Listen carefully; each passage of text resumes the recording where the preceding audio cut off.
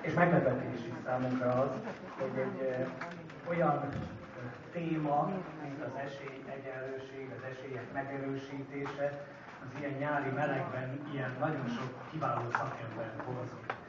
120-an jelentkeztek be a konferenciára, több mint 40 személy, illetve szervezet, civil szervezetek, akik nagyon sokat tesznek a budapestiek esélyeinek megerősítéséért.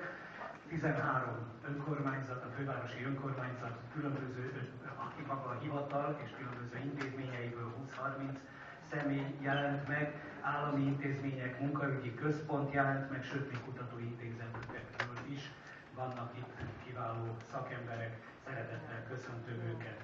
Nagy szeretettel köszöntöm, és nagyon köszönöm Hámori Veronikának, a Fazekas Gimnázium igazgatónőjének, hogy helyet adott ennek a konferenciának, hogy ilyen kényelmesen jól elférünk, és össze tudjuk dugni a fejünket a kisebb termekben, hogy hamarosan komoly szakmai munkát is végezhessünk.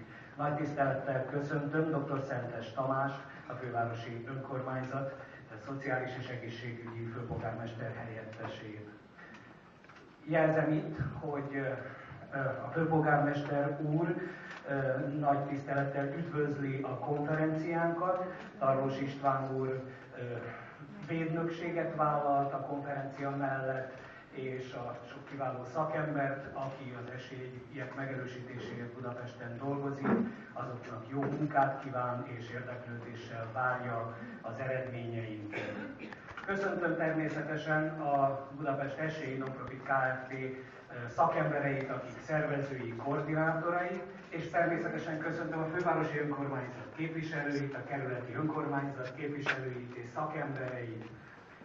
Szeretném egy szóra megkérni igazgató asszonyunkat, a házigazdánkat, hogy üdvözöljön minket, és még egyszer megköszönöm, hogy helyet adott nekünk. Jó napot kívánok, nagy tisztelettel!